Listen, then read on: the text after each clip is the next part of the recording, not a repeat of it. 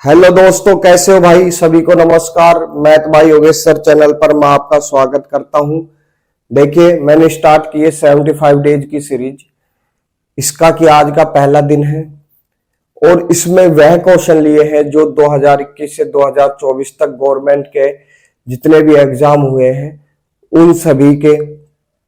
ठीक है, तो इसमें क्या है कि आने वाले एग्जाम में जैसे एसएससी, रेलवे, तो इस टाइप के क्वेश्चन बन सकते हैं मेरे भाई। मेन क्वेश्चन जो लिए हैं। ठीक है, देखिए पहला क्वेश्चन सीडीएस का है 2024 का, बहुत ही प्यारा क्वेश्चन।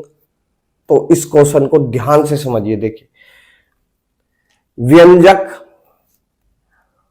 555 की पावर 777 जमा में 777 की पावर 555 निम्नलिखित में से किससे विभाजित होगा?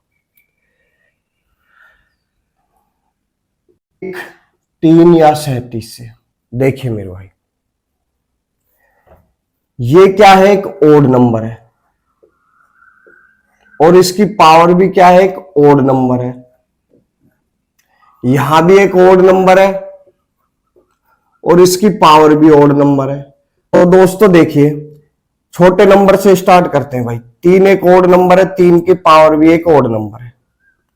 फिर 5 रख दिया। ठीक है, 5 एक ओड नंबर है, 5 की पावर भी एक ओड नंबर है। कोई दिक्कत? तो मेरे भाई 3 की पावर 5 को क्या बोलोगे आप? 243। ठीक है, ये भी एक सोल्व करने पर ओड नंबर आएगा। तो आपको ये पता चला 555 की पावर 777 को जब सोल्व किया जाएगा ना तो ओड नंबर आएगा। ठीक है, और 5 की पावर 3 को, 5 की पावर 3 को यानी 125 जब इसको सोल्व किया तो ये भी ओड नंबर आएगा। तो 777 की पावर 555 को सोल्व करेंगे तो ओड नंबर आएगा। इन दोनों को जोड़ोगे 8 6 3 368 यानी ये एक इवन नंबर आएगा। इन दोनों को अपन ने सोल्व किया ना तो ओड नंबर जमा में ओड नंबर बनके इवन नंबर आ जाएगा। तो मेरे भाई इवन नंबर हमेशा 2 से डिवाइड होता है। 2 से तो हो गया। अब बात करते हैं 3 की। 3 की बात करते हैं।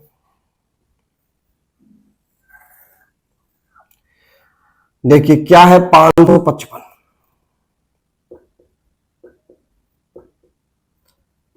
की पावर 777। तो मेरे भाई ऐसे ही तो लिखोगे।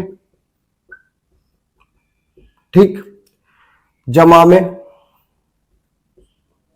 777 की पावर 555 बार, ऐसे 555 बार। ठीक, इन दोनों में से क्या कॉमन आ रहा है? आप कहोगे सर 111। 111 को जब कॉमन ले लोगे तो यहां क्या बचेगा? आप कहोगे सर 5 इंटू 5 इंटू 777 बार 5 बचेगा। यहां से क्या आएगा भाई? 111 कॉमन आएगा तो आप कहोगे सर 7 इंटू 7 इंटू 7 इंटू 555 बार। ठीक है, तो मेरे भाई ये जो 111 लिया है, 111 जो है ये 3 से भी डिवाइड होता है और 37 से भी डिवाइड होता है। क्यों? 37 दिया 111 है मेरे भाई। तो ये भी सही है, ये भी सही है। ऑप्शन नंबर 4 अपना सही है। 1 2 और 3 से, तीनों से ही डिवाइड होगा। ऑप्शन यानी 2 3 और 37 से तीनों से ही डिवाइड होगा। आई बात समझ में? बहुत ही प्यारा क्वेश्चन। ठीक, देखिए दोस्तों सेकंड क्वेश्चन कह रहा है यदि अंकित मूल्य पर 10% कमीशन दिया जाए। भाई मान लेते हैं अंकित मूल्य 100 रुपए है, एमआरपी। 10% कमीशन के बाद एसपी कितना आएगा? 90 रुपए। ये 10% की छूट दे दी। ठीक है, तो लाभ जो होता है ना वो 50% का होता है।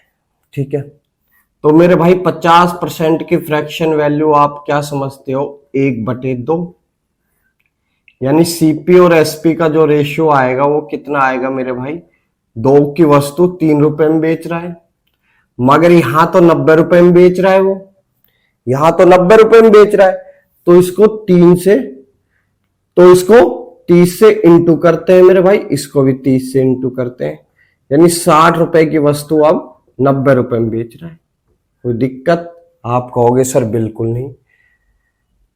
यदि कमीशन 25% तक बढ़ा दिया जाए तो मेरे पास दस्ता अब क्या है, अगर 25% और दे दें तो मेरे भाई ये वस्तु 75 रुपए में बिकेगी। बात आई समझ भाई, 100 पे अगर 25% कमीशन देंगे तो 75 में बिकेगी। तो अब पूछ रहा अब लाभ कितना परसेंट होगा। देखिए 60 रुपए की वस्तु अगर 75 रुपए में बिक रही है तो लाभ कितना है, लाभ सीधा सीधा मेरे भाई हमारे पास 15 रुपए का है।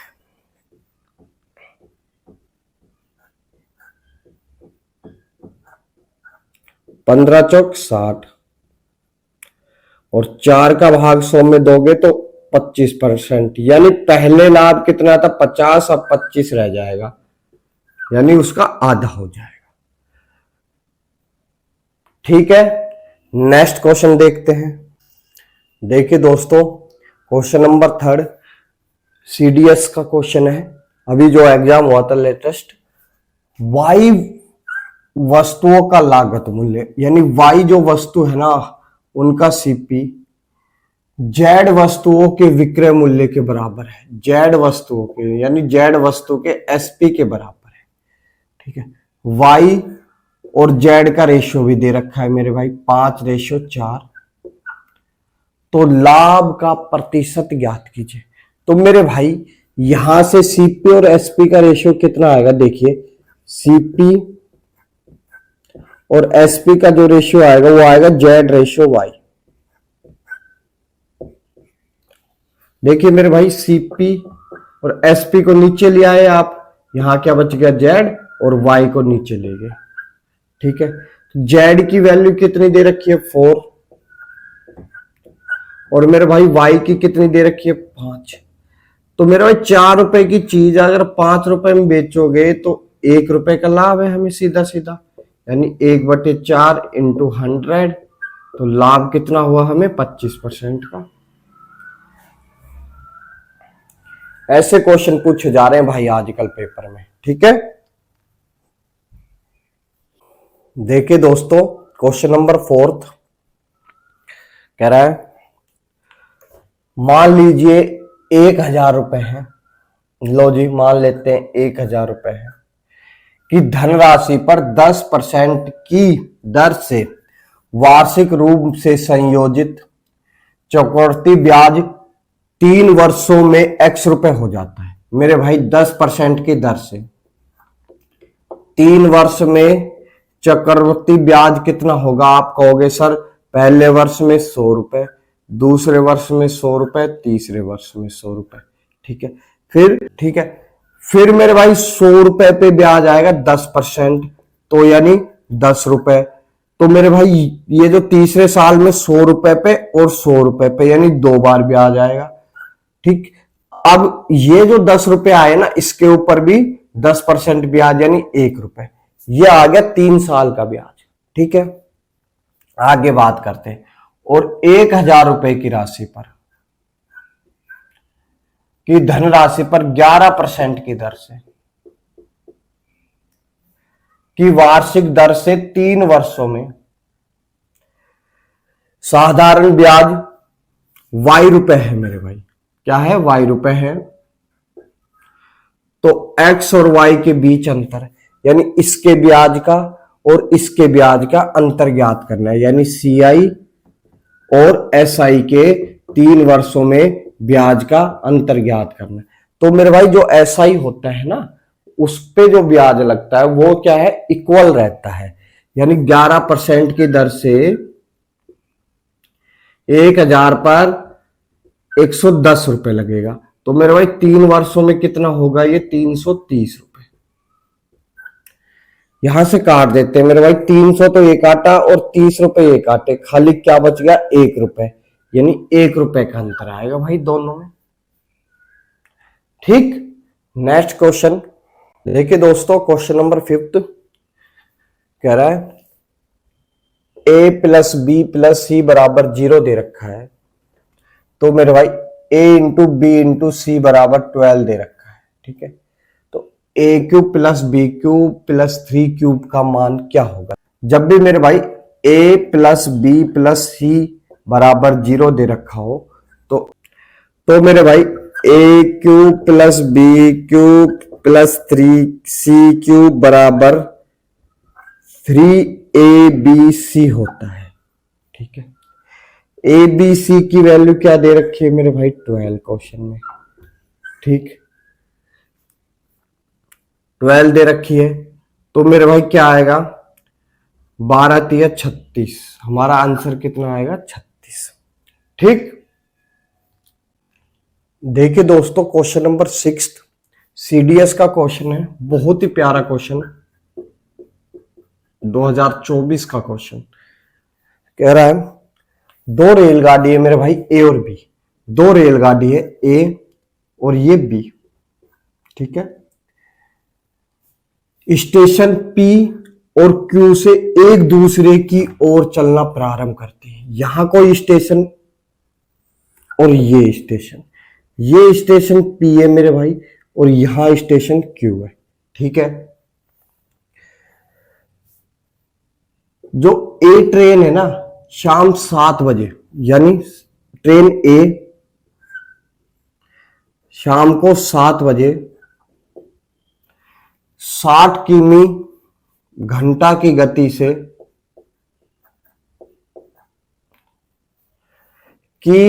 से चलना प्रारंभ करती है।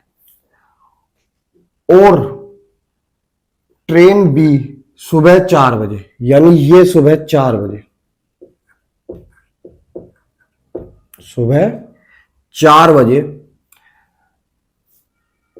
90 किलोमीटर प्रति घंटा की गति से स्टार्ट करती है।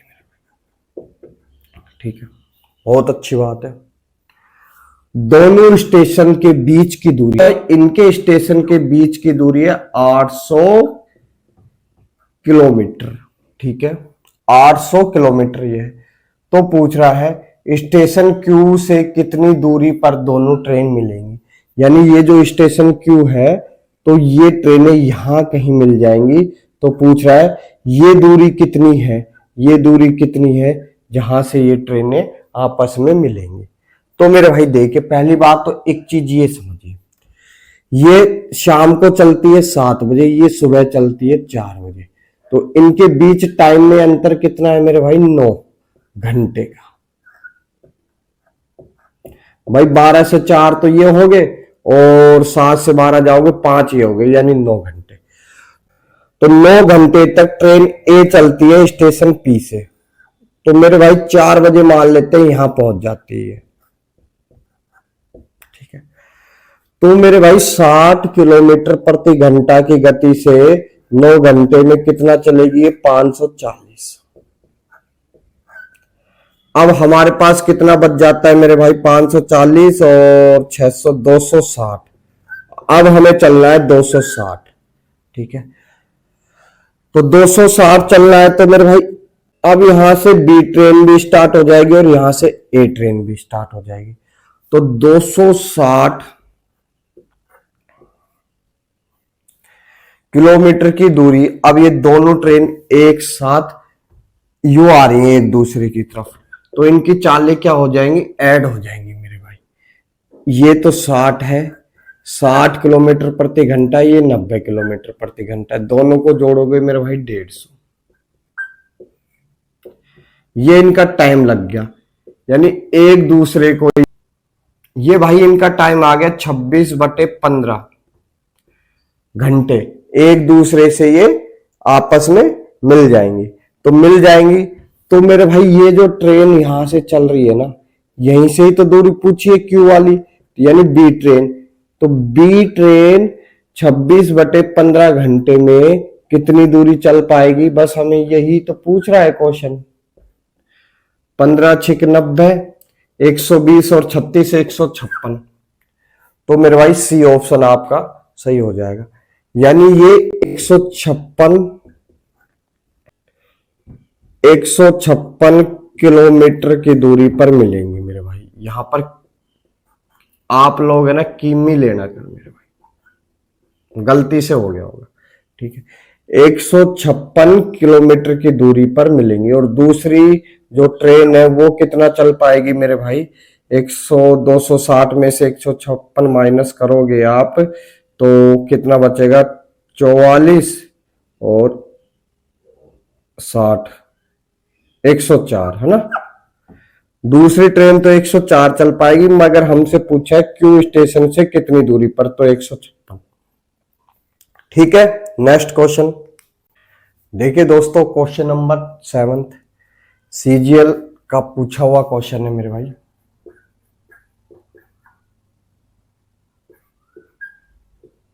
टायर 1 में कह रहा है यदि 5 अंकों की संख्या 7 4 2 3 और पी और क्यू 90 से विभाजित है तो क्यू बटे पी की वैल्यू क्या होगी। देखिए भाई 90 से विभाजित होने का मतलब है वह संख्या 9 और 10 से भाग जा रही है, ठीक है। आप 9 को छोड़ो, 10 को पकड़ो मेरे भाई। 10 से जो भी संख्या भाग जाएगी उसके लास्ट में 0 आना चाहिए, तभी वह पूरी पूरी भाग जाएगी, वरना नहीं जाएगी।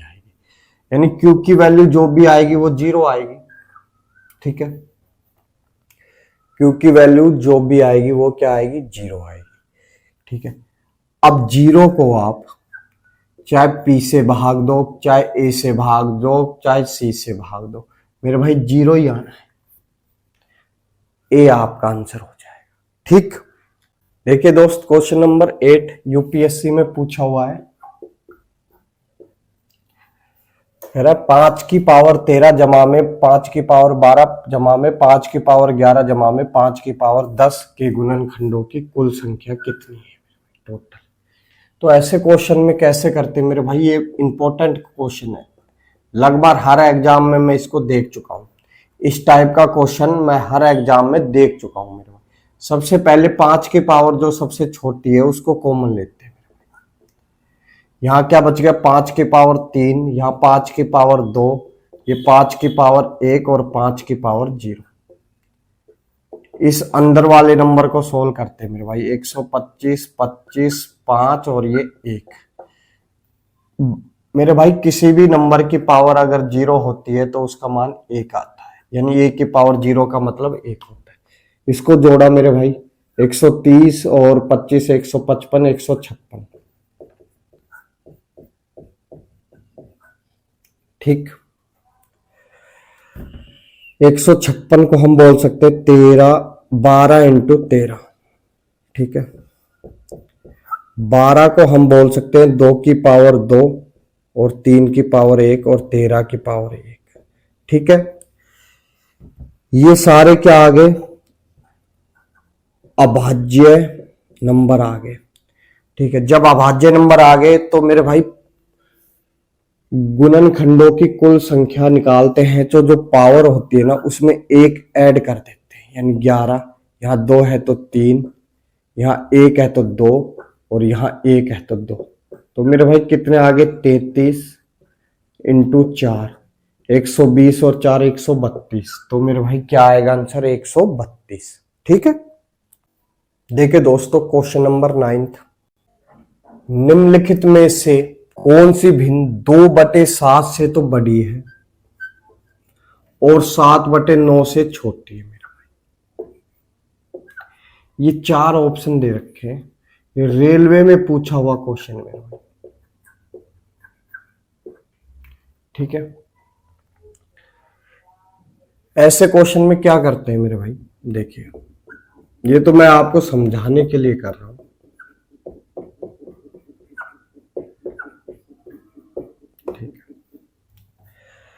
इनका सबसे पहले अंतर लो मेरे भाई। 5 का, इसका अंतर लिया मेरे भाई 2 का, इसका अंतर लिया मेरे भाई 4 का, इसका अंतर लिया मेरे भाई 6 का, इसका अंतर लिया मेरे भाई 3 का, इसका अंतर लिया मेरे भाई 4 का। 5, 2, 4, 6 और 4। 5, 2, 4, 6, 3। इन सभी का ले लो एलसीएम, क्या आएगा 60। अब ये जो 5 है ना, 5 का अगर 60 में भाग दे रहे हो तो मेरे भाई कितना आ रहा है मेरे पास 12। 12 का इंटू 2 से किया तो कितने आ गए 24। यानी जो भी भिन्न आएगी वो 24 से तो अधिक आएगी। ठीक, अब यहां कितना है 2।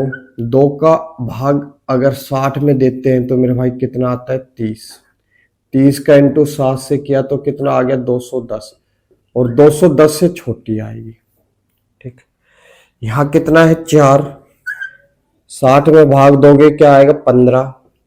15 का इंटू 15 से किया मेरे भाई 225।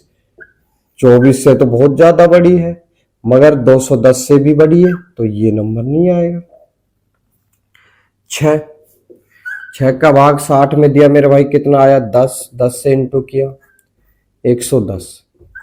110 क्या है 24 से भी बड़ा है और 210 से भी छोटा है। आगे चेक कर लेते हैं। 11, यहाँ 3 है मेरे भाई, भाग दिया 20 बार तो 220। तो मेरे भाई 24 से तो 220 बड़ा है, मगर 210 से भी बड़ा है। अब तीसरा जब भाग दोगे क्या आएगा 15। तो जब मेरे भाई 15 का 15 से इंटू किया था 225 आया था, यहाँ 17 का 15 से इंटू होगा तो ये तो पॉसिबल ही नहीं है, यानी नंबर बी आपका पॉसिबल हो जाएगा। देखिए दोस्तों, क्वेश्चन नंबर 10 सीडीएस में पूछा हुआ क्वेश्चन है 2024। कह रहा है एक घन जिसका किनारा 14 सेंटीमीटर है, यानी घन का जो भी साइड होती है ना वो सभी साइड इक्वल होती है, यानी जो एक साइड है वो 14 सेंटीमीटर है मेरे भाई। ठीक है, उसके प्रत्येक फलक पर 7 सेंटीमीटर त्रिज्या का एक वृत्त पीले रंग से रंगा गया। ठीक है, आई बात समझ में।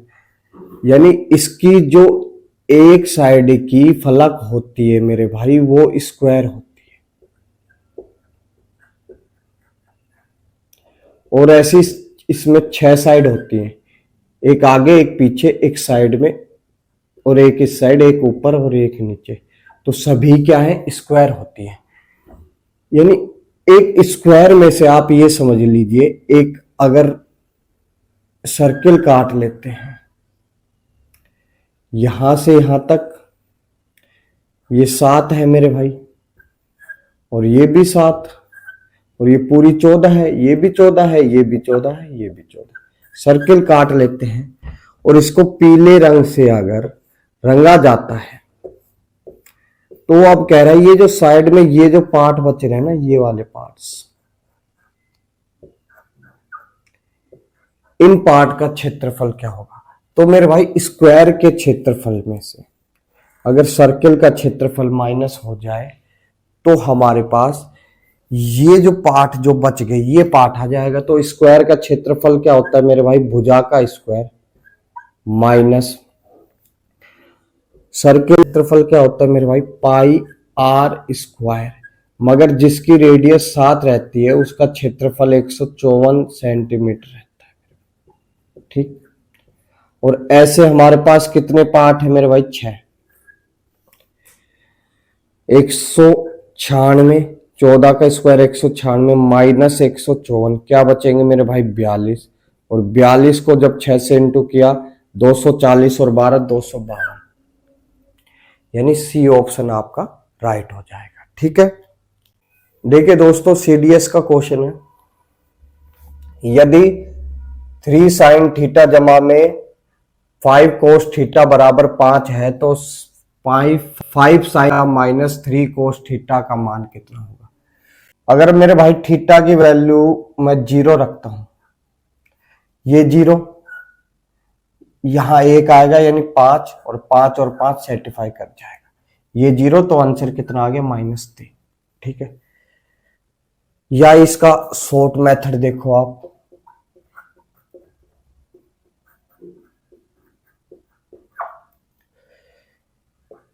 ये 3 है, 3 का स्क्वायर, यहां 5 है, 5 का स्क्वायर, इक्वल में मेरे भाई ये जो 5 है ना, 5 का स्क्वायर, और इसके बराबर आप कुछ भी रख दो, के पी ए जमा में के का स्क्वायर। ठीक है, काट दिया, ये 9 आ गया, ये के स्क्वायर, स्क्वायर हटाओगे रूट लगाओगे, तो मेरे भाई ये जो 3 आया, ये प्लस या माइनस में किसी में भी आ सकता है, यहां माइनस दे रखा है तो हमारे पास माइनस आ गया। ठीक है, या फिर इसका एक और मेथड है मेरे भाई, इसका एक और मेथड है मेरे भाई, क्या करते हैं, दोनों साइड स्क्वायर कर देते हैं, ए प्लस बी का जब ये होल स्क्वायर होगा तो क्या आएगा, ए स्क्वायर, ये बी स्क्वायर, फिर 2ab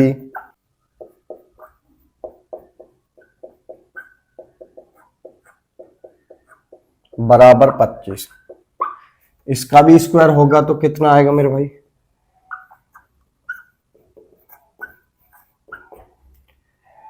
ए स्क्वायर और ये बी स्क्वायर -2ab, यही आ जाएगा, और बराबर के स्क्वायर, ये कैंसिल हो जाएगा, इन दोनों को जोड़ेंगे तो मेरे भाई ये देखोगे,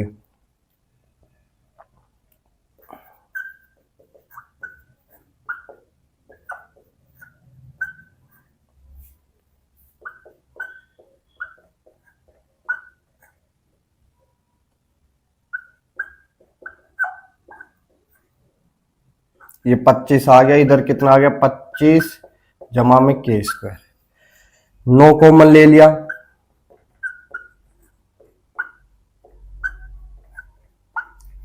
भाई साइन स्क्वायर जमा में कोस स्क्वायर बराबर 1 होता है, 9 बच गया। इसी प्रकार 25 कॉमन लिया, इसकी वैल्यू 1 आ गई, ये 25 आ गया, और ये 25 और ये जमा कैंसिल, के स्क्वायर की वैल्यू कितनी आ गई, 9। ठीक है, स्क्वायर हटाओगे रूट लगाओगे, के की वैल्यू कितनी आ गई, 3, या तो ये प्लस या माइनस दोनों में हो सकता है। ठीक है, देखिए दोस्तों क्वेश्चन नंबर 12, ये भी सीडीएस में आया हुआ है, साइन स्क्वायर ए जमा में 5 साइन ए प्लस 1 अपॉन में साइन ए, थीटा की वैल्यू मेरे भाई, थीटा की वैल्यू मेरे भाई 0 डिग्री से अधिक है और 90 से छोटी है, तो न्यूनतम मान ज्ञात करना है। तो मेरे भाई इसका भाग पहले इसमें देते हैं, क्या आएगा, साइन ए, इसमें दिया तो मेरे भाई क्या बचा, 5, और इसमें दिया तो 1 / साइन ए, इन दोनों को एक साइड ले लेते हैं,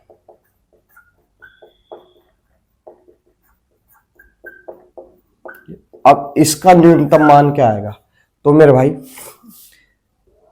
एक कंसेप्ट तो आप जानते ही हो, x + 1/x बराबर, या तो 2 आता है न्यूनतम मान, या 2 से अधिक आता है, तो मेरे भाई न्यूनतम मान की बात हो रही है तो कितना आएगा, 2, यानी ये 2 आ गया और ये 5, दोनों को जोड़ोगे न्यूनतम मान कितना आएगा, 7। ठीक, ठीक है दोस्तों, आज के लिए इतना ही है, क्वेश्चन समझ में आए हैं, इसी प्रकार लेटेस्ट क्वेश्चन आते रहेंगे कंटिन्यू, और